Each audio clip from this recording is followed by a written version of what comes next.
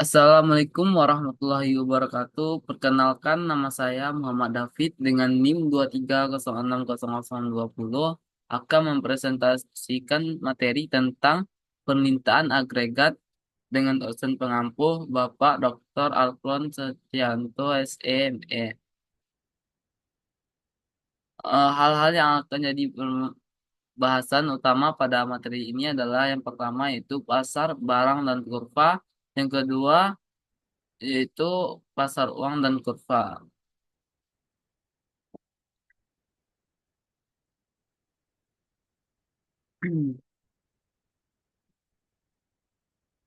Permintaan agregat itu adalah eh, dari seluruh fakultas ekonomi dan sejarah dunia, ada satu dianggap sebagai fakultas ekonomi universal.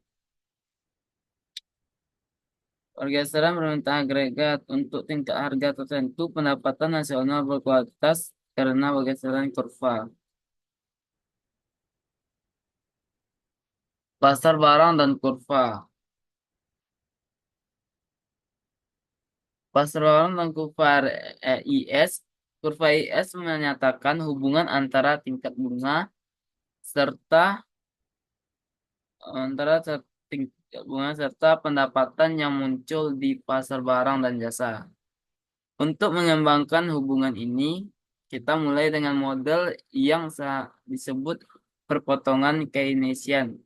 Model ini adalah impresi paling mudah dari teori pendapatan nasional Keynes dan merupakan kerangka untuk model ISM dan lebih kompleks dari realitas. Perpotongan Keynes menyatakan bahwa pendapatan total perekonomian dalam jangka pendek sangat ditentukan oleh keinginan rumah tangga, perusahaan, dan pemerintah untuk melanjutkan pendapatannya. Semakin banyak orang yang mengeluarkan pendapatannya, semakin banyak barang yang dan jasa yang bisa dijual perusahaan. Semakin banyak perusahaan menjual, semakin banyak output yang akan mereka produksi, dan semakin besar pekerjaan yang akan dikaryakan. Jadi, masalah selama masa resesi dan depresi, menurut Case adalah mengeluarkan pengeluaran yang tidak cukup. Perpotongan Keynesian adalah sebuah upaya yang membuat sebuah model dari pandangan ini.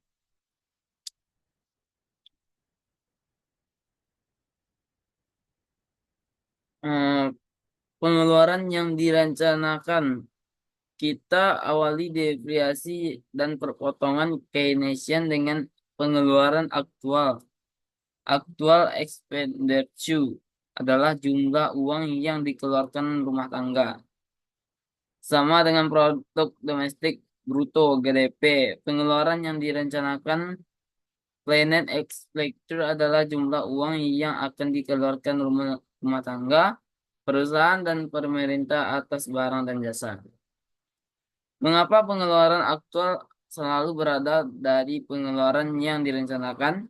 Jawabannya adalah bahwa perusahaan makin terlibat dalam investasi persediaan yang tidak direncanakan oleh penjualan tidak memenuhi harapan. Ketika perusahaan yang menjual lebih sedikit produk mereka dari yang direncanakan,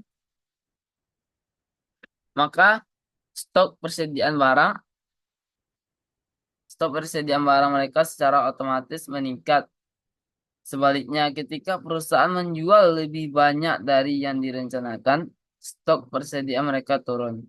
Karena perubahan yang tidak direncanakan dalam persediaan ini diperhitungkan sebagai investasi yang dikeluarkan oleh perusahaan. Maka, pengeluaran aktual bisa di atas atau di bawah pengeluaran yang direncanakan. Sekarang perhatikanlah determinan dari pengeluaran yang direncanakan dengan mengasumsikan bahwa perekonomian adalah tertutup sehingga ekspor neto adalah nol. Kita menulis pengeluaran yang direncanakan sebagai jumlah konsumsi. Perekonomian dalam equilibrium. Bagi Bagian berikut dari perpotongan Keynesian adalah asumsi bahwa perekonomian berada dalam equilibrium ketika pengeluaran aktual.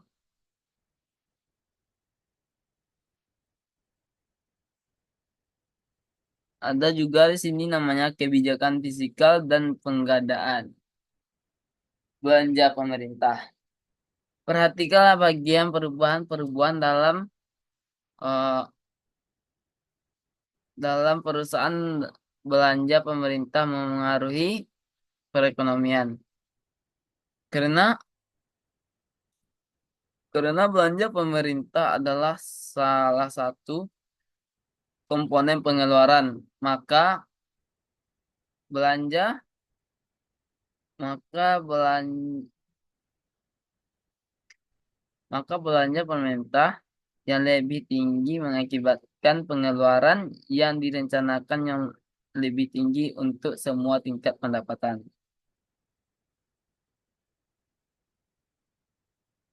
Jika belanja pemerintah naik sebesar AG, maka kurva pengeluaran yang direncanakan bergeser ke atas sebesar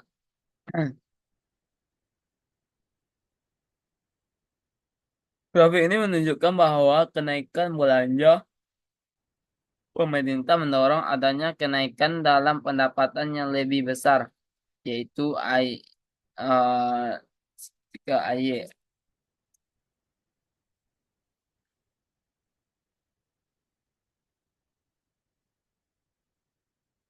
Mengapa kebijakan fiskal memiliki dampak penggada multiplier efek terhadap pendapatan? Alasannya adalah bahwa menurut fungsi konsumsi pendapatan yang lebih tinggi menyebabkan konsumsi yang lebih tinggi.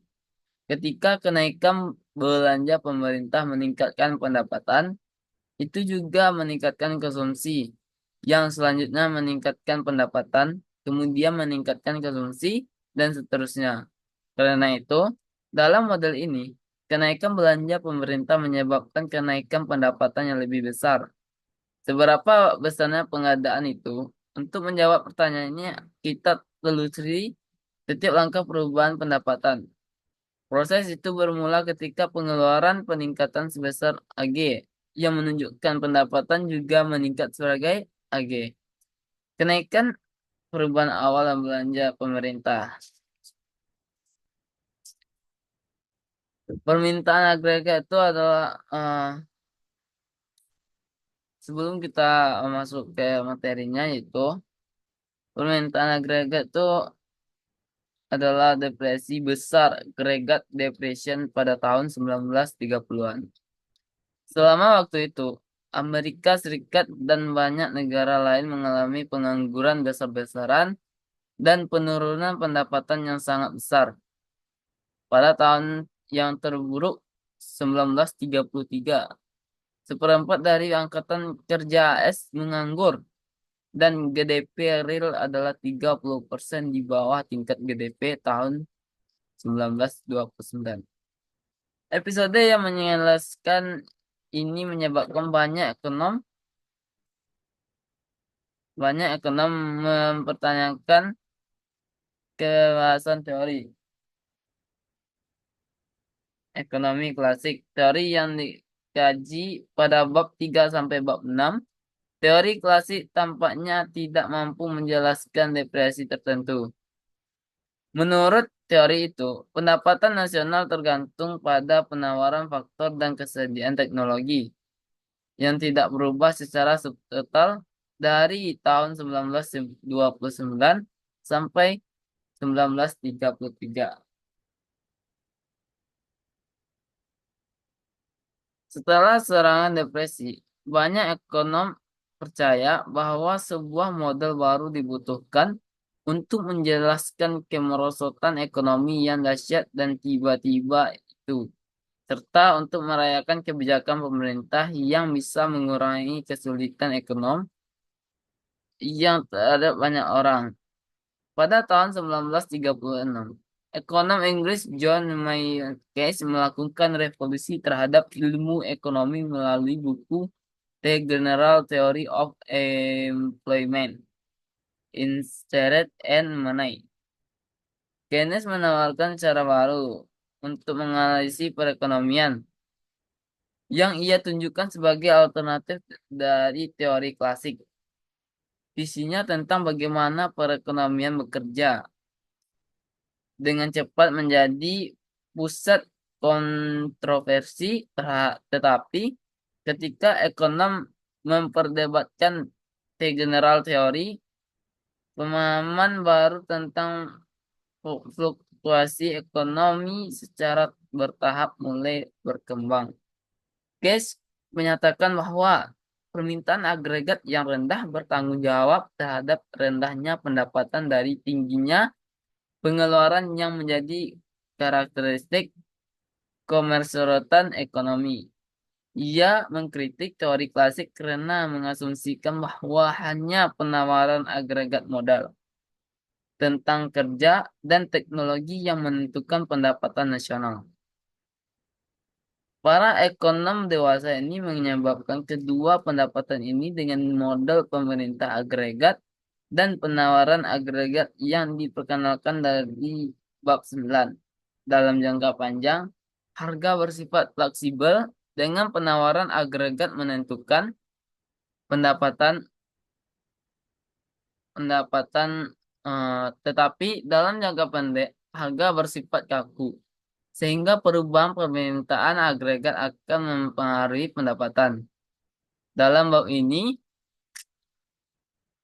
selanjutnya kita menunjukkan pelajaran kita tentang fluktuasi ekonomi dengan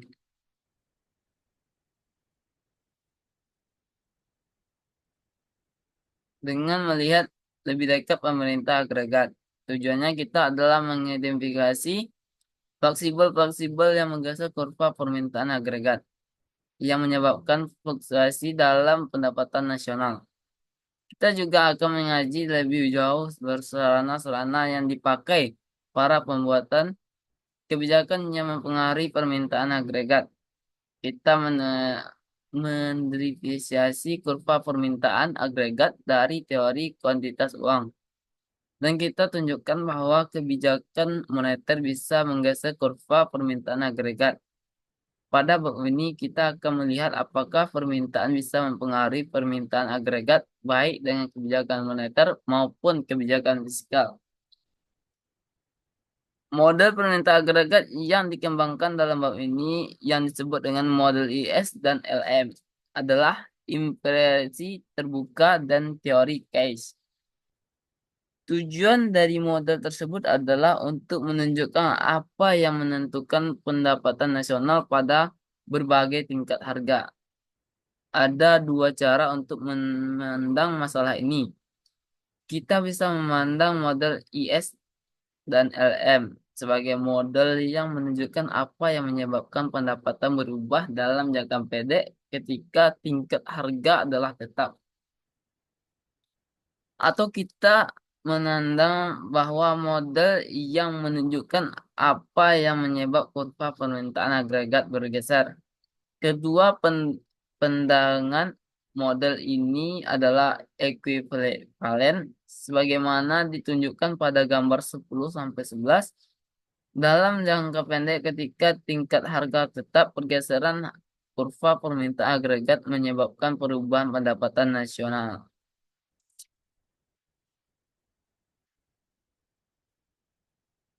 Kebijakan fiskal dan pengadaan pajak. Sekarang mari kita perhatikan bagaimana perubahan pajak mempengaruhi pendapatan ekuilibrium. Menentukan pajak sebesar T secara langsung menaikkan disposable income Y T sebesar AC. Dengan demikian, kenaikan konsumsi sebesar MPC X AT pada setiap tingkat pendapatan Y.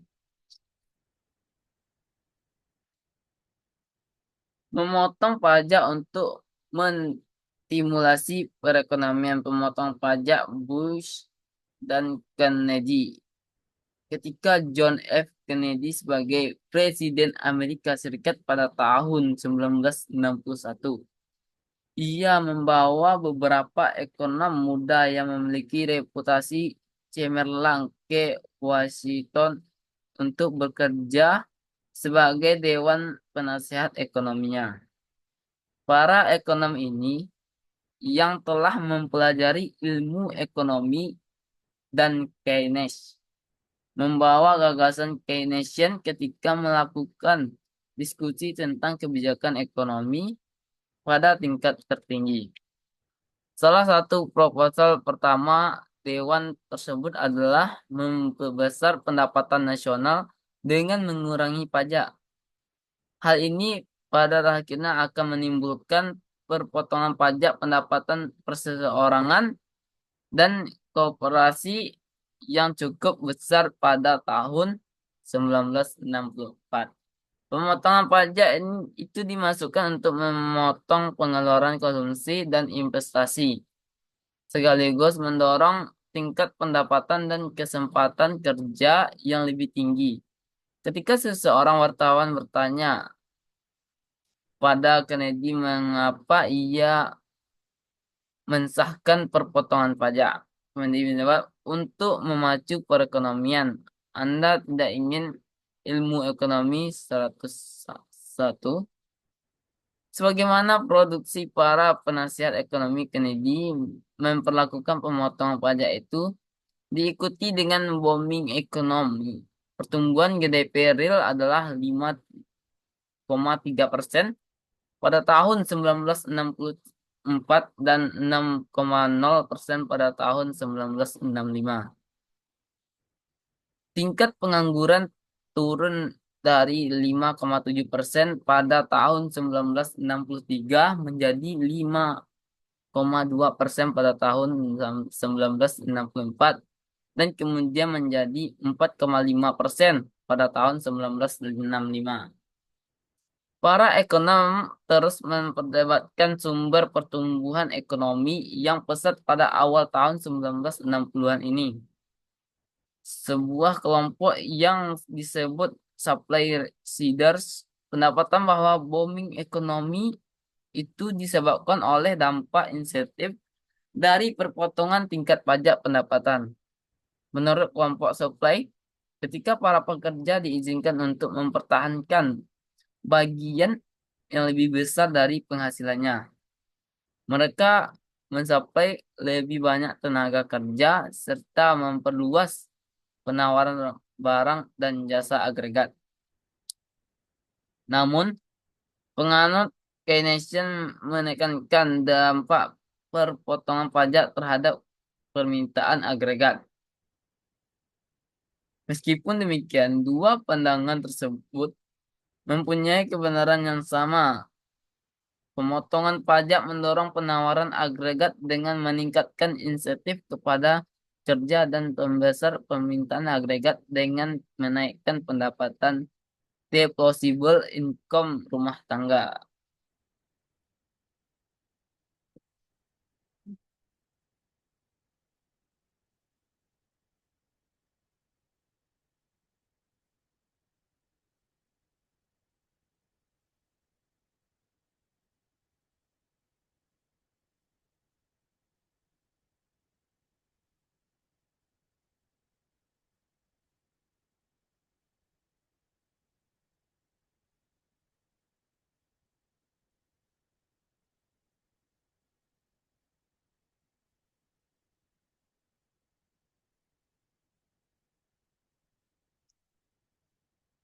Ketika George Bush dipilih menjadi presiden pada tahun 2000, salah satu isi kampanyenya adalah perpotongan pajak pendapatan.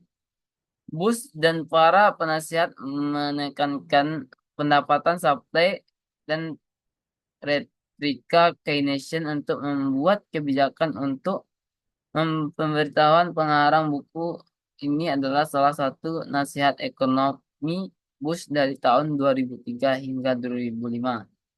Selama kampanye, ketika perekonomian sedang stabil, mereka berargumen bahwa tingkat marginal pajak yang lebih rendah akan meningkatkan insentif kerja, tetapi kemudian perekonomian mulai berbelanja lambat dan pengangguran meningkat. Argumen ini beralih ke penekanan bahwa potongan pajak akan mendorong pengeluaran dan membantu perekonomian keluar dari resesi.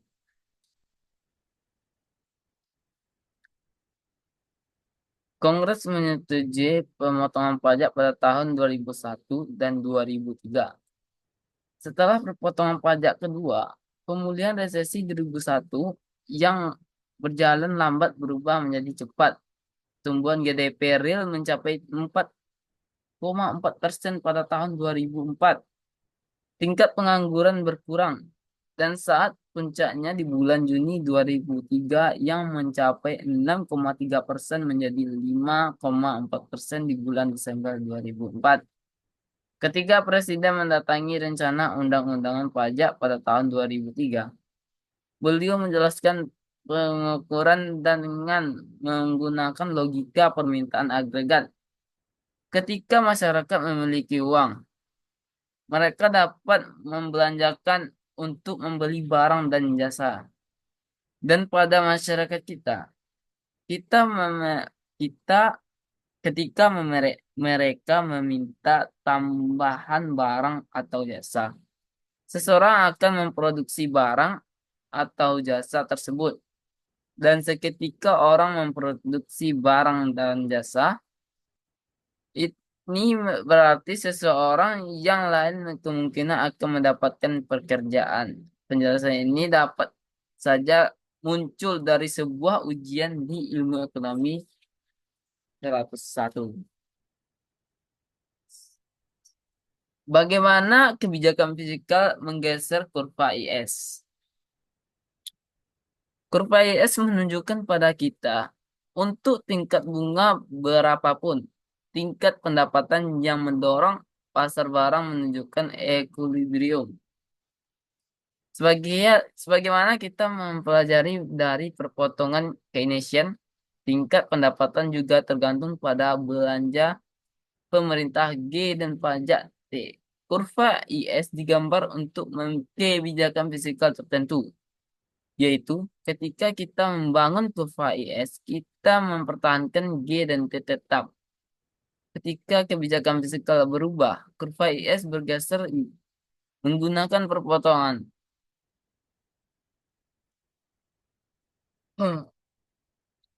Ringkasan Ringkasnya, kurva IS menunjukkan kombinasi dari tingkat bunga dan tingkat pendapatan yang konsisten dengan ekuilibrium dalam pasar barang dan jasa.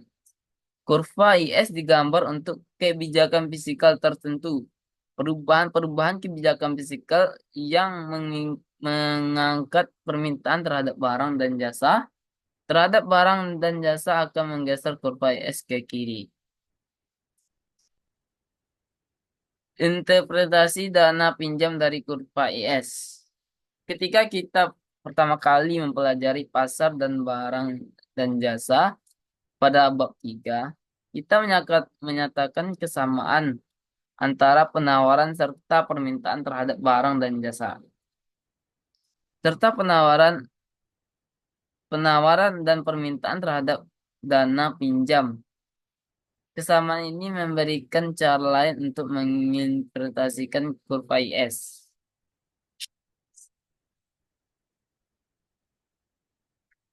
Hmm. Hmm.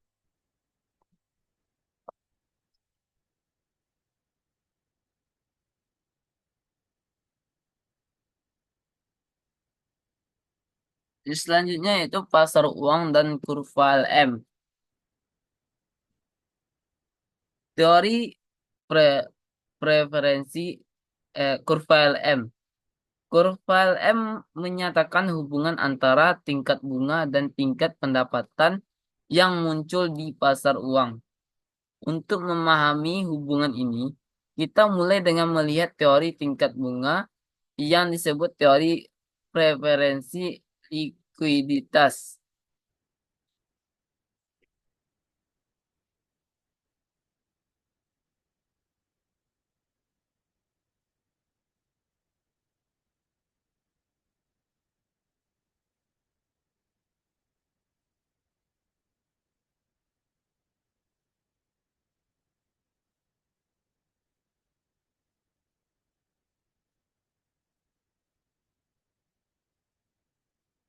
Teori preferensi likuiditas. Dalam buku klasik The Generasi Teori, Keynes menjabarkan pandangannya tentang sebagaimana tingkat bunga ditentukan dalam jangka pendek. Penjelasan itu disebut teori referensi likuiditas, karena teori ini menyatakan bahwa tingkat bunga disesuaikan untuk menyeimbangkan penawaran dan permintaan untuk aset perekonomian yang paling liquid uang. Sebagaimana perpotongan Keynesian merupakan kerangka untuk kurva IS. Teori preferensi likuiditas adalah kerangka untuk kurva LM.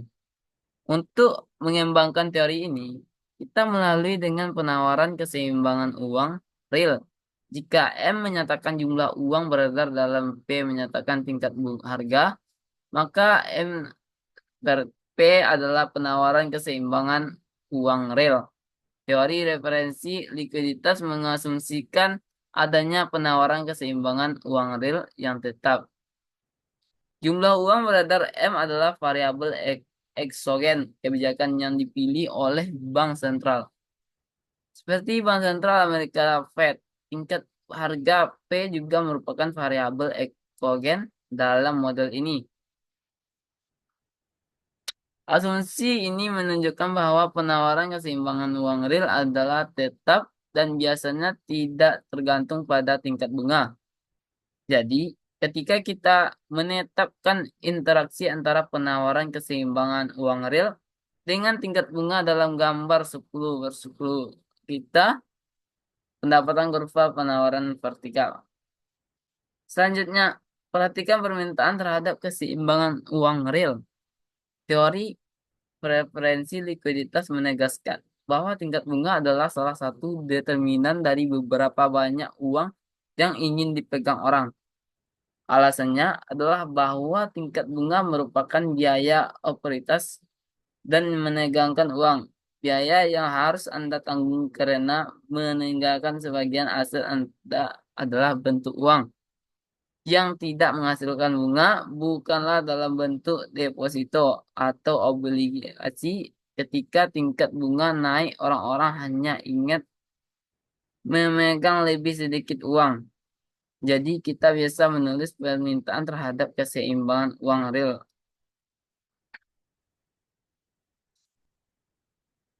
Menurut teori preferensi likuiditas, penawaran dan permintaan akan keseimbangan uang real menentukan tingkat bunga yang akan muncul di perekonomian, yaitu tingkat bunga disesuaikan untuk menyeimbangkan pasar uang.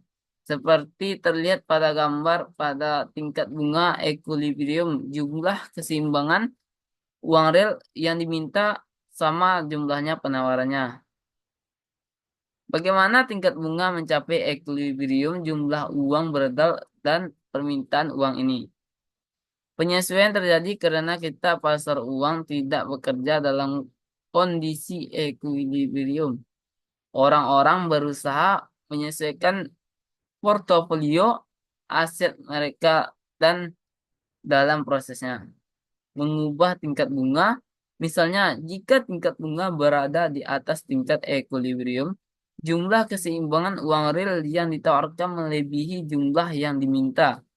Orang-orang yang memegang kelebihan jumlah uang beredar berusaha mengubah sebagian dari bentuk uang yang tidak menghasilkan bunga menjadi deposito bank atau obligasi yang menghasilkan bunga. Bank dan penerbit obligasi yang lebih suka membayar tingkat bunga yang lebih rendah ketika merespon melebihi jumlah yang beredar dengan pengurangan tingkat bunga yang mereka tawarkan. Sebaliknya, jika tingkat bunga berada di bawah tingkat equilibrium, sehingga jumlah uang yang diminta melebihi penawarannya, orang-orang berusaha memperoleh uang dengan menjual obligasi untuk menarik dananya dari bank. Untuk menarik kembali dana, bank dan penerbit obligasi merespon dengan kenaikan tingkat bunga. Akhirnya tingkat bunga mencapai tingkat equilibrium, di mana orang-orang merasa aman dengan portofolio aset moneter dan aset non moneter mereka. Setelah kita ketahui bagaimana tingkat bunga ditentukan, kita bisa menggunakan teori preferensi likuiditas untuk menunjukkan bagaimana tingkat bunga menanggapi perubahan jumlah uang beredar. Anggaplah bahwa Fed tiba-tiba mengurangi jumlah uang beredar. Penurunan dalam M mengurangi M per P, karena P adalah tetap dalam model. Penawaran keseimbangan uang real bergeser ke kiri sebagaimana terlihat dalam gambar 10.11. Tingkat bunga equilibrium naik R ke R1. Ya, betul. Apakah pengetatan moneter kenaikan untuk menurunkan tingkat suku bunga?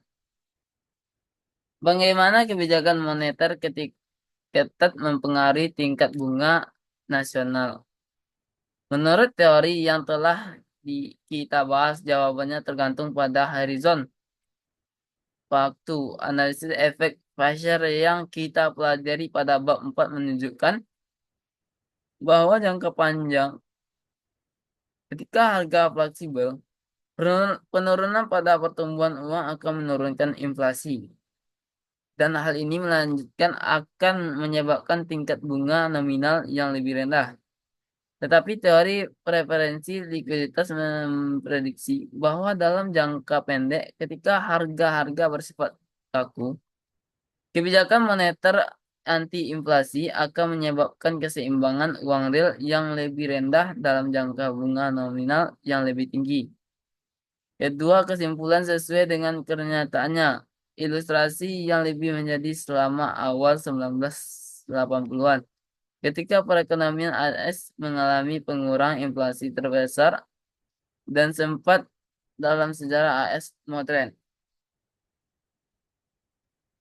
Inilah latar belakangnya sampai akhir tahun 1970-an. Inflasi yang menjadi pada perekonomian AS telah mencapai rentang 2 digit dan merupakan masalah nasional yang cukup besar.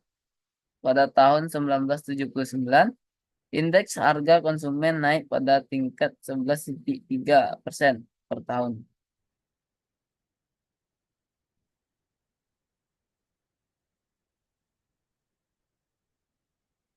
Hmm.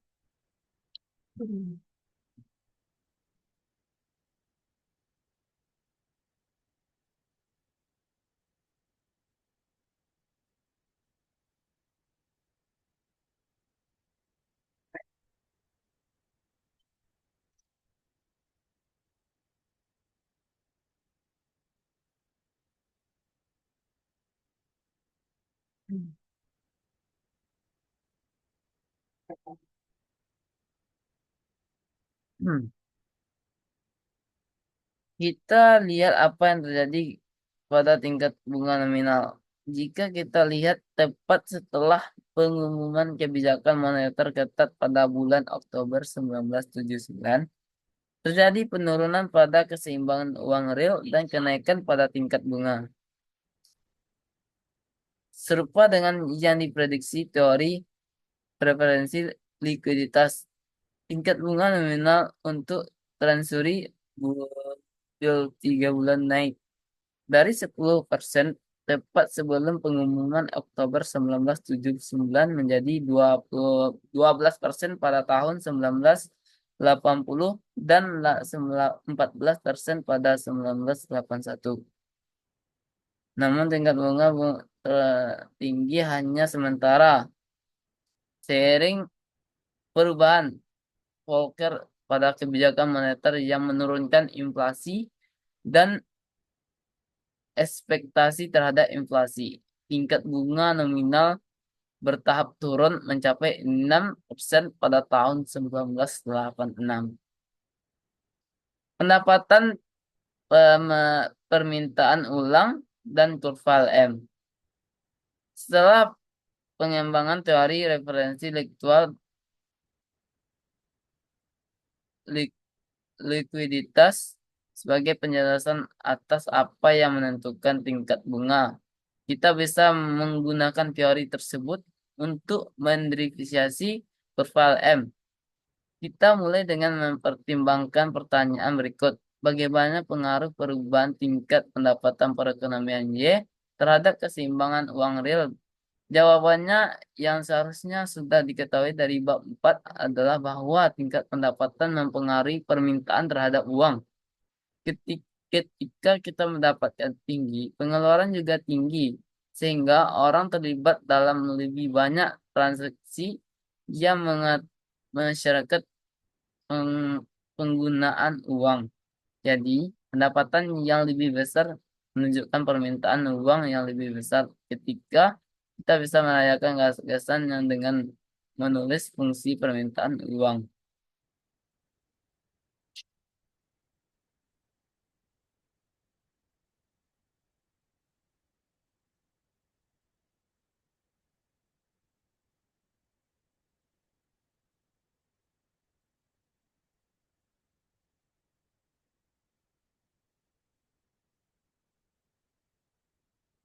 Bagaimana kebijakan moneter menggeser kurva LM? Kurva LM menyatakan tingkat bunga yang menyeimbangkan pasar uang pada setiap tingkat pendapatan. Namun, seperti kita lihat sebelumnya, tingkat bunga equilibrium juga tergantung pada penawaran keseimbangan uang real M per P, untuk berarti bahwa kurva M digambar untuk penawaran keseimbangan uang real tertentu. Jika keseimbangan uang real berubah, misalnya jika Fed mengubah jumlah uang beredar, kurva M bergeser. Kita bisa menggunakan teori preferensi likuiditas untuk memahami bagaimana kebijakan moneter menggeser kurva LM. Anggaplah bahwa Fed mengurangi jumlah uang beredar dan M1 ke M2 yang menyebabkan penawaran keseimbangan uang real turun. Apa yang dengan mempertahankan jumlah pendapatan dan kurva permintaan terhadap keseimbangan uang real. Kita melihat bahwa penurunan penawaran keseimbangan uang real menaikkan tingkat bunga yang menyeimbangkan pasar uang. Jadi penurunan jumlah uang beredar menggeser kurva LM ke atas. Interpretasi persamaan kualitas dari kurva LM.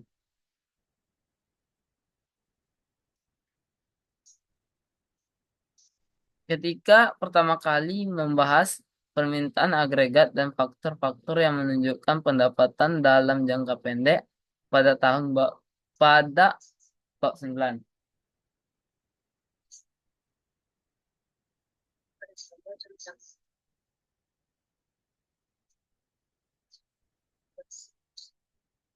Kita menderifikasi kurva permintaan agregat dari teori kuantitas uang.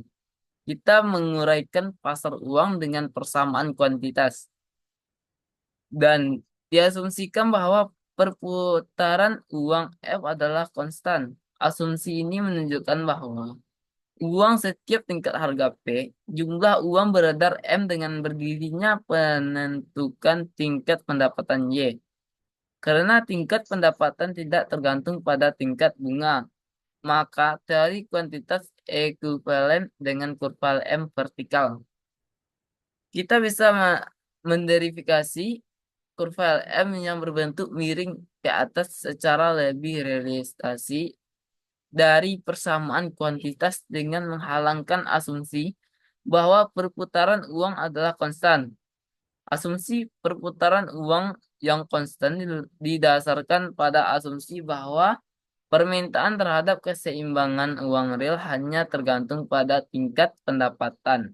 Namun, sebagaimana kita nyatakan dalam diskusi tentang model preferensi likuiditas, permintaan terhadap keseimbangan uang real juga tergantung pada tingkat bunga.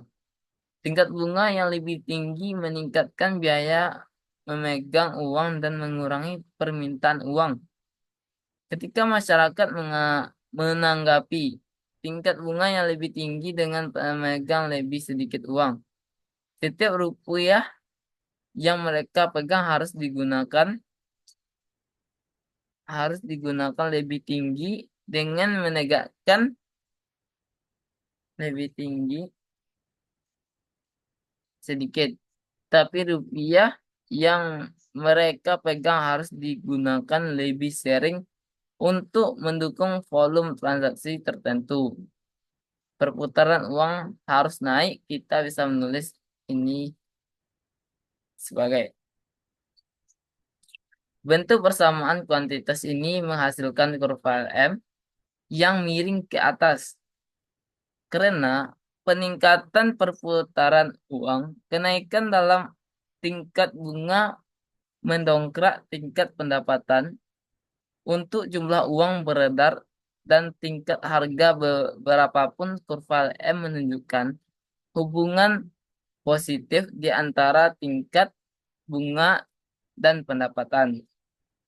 Persamaan ini juga menunjukkan mengapa perubahan jumlah uang beredar mengeset kurva M.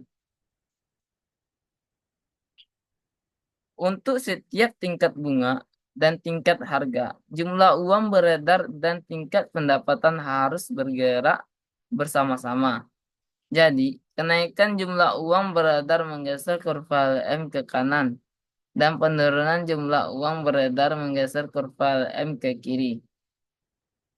Ingatlah bahwa persamaan kuantitas hanyalah cara lain untuk menunjukkan teori yang berada di belakang kurva M.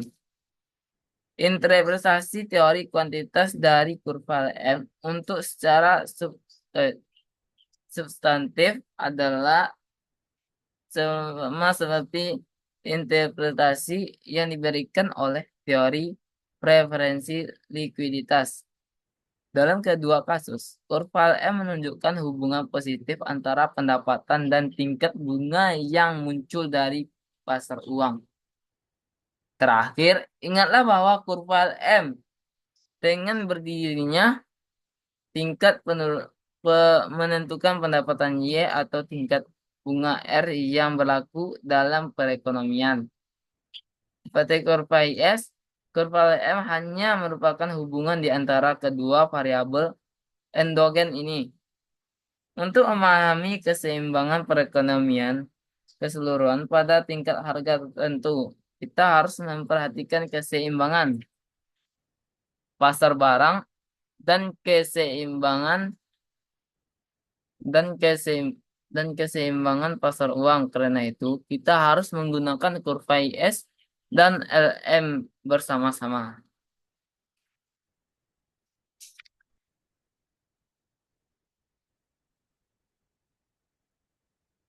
Jadi itulah tentang kurva IS dan kurva LM. Jadi kesimpulannya adalah kesimpulan equilibrium jangka pendek. Sekarang kita memiliki seluruh bagian dari model IS dan LM. Dua persamaan dari model tersebut adalah Y sama dengan C, Y dikurang P ditambah IR tambah GIS. M per P sama dengan LRY sama dengan LM. Model tersebut menganggap kebijakan fiskal G dan T, kebijakan moneter M, dan tingkat harga P sebagai variabel oksogen. Berdasarkan variabel oksogen ini, kurva IS memberikan kombinasi antara R dan Y yang memenuhi persamaan yang menunjukkan pasar barang. Dan kurva M memberikan kombinasi antara R dan Y yang memenuhi persamaan yang menunjukkan pasar uang. Kebijakan kurva ini disampaikan bersama-sama dalam gambar 10.14. Equilibrium perekonomian adalah titik nol di mana kurva IS dan kurva LM berpotongan. Titik ini memberikan tingkat bunga R dan tingkat pendapatan Y memenuhi kondisi untuk keseimbangan baik dalam pasar barang maupun pasar uang. Dengan kata lain, pada perpotongan ini, pengeluaran aktual sama dengan pengeluaran yang direncanakan. Dan permintaan terhadap keseimbangan uang real sama dengan penawarannya.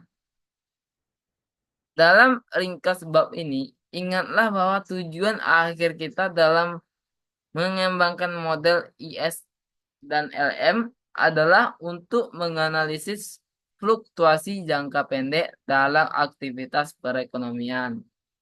Gambar 10.15 menunjukkan bagaimana bagian-bagian yang berbeda dari teori kita ditentukan.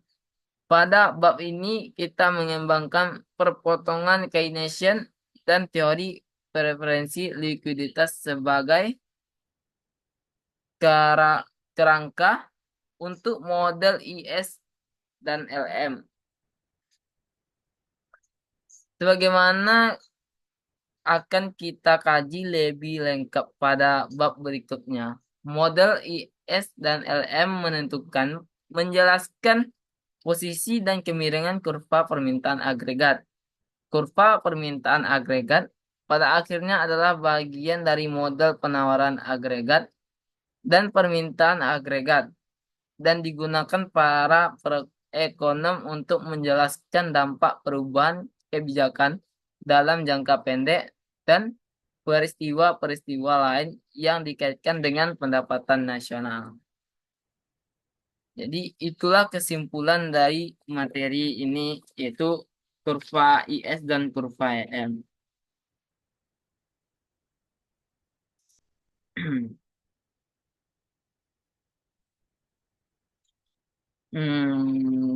Mungkin hanya itu presentasi dari saya. Hmm, Terima kasih atas perhatiannya. Saya sudahi dengan membaca Assalamualaikum warahmatullahi wabarakatuh.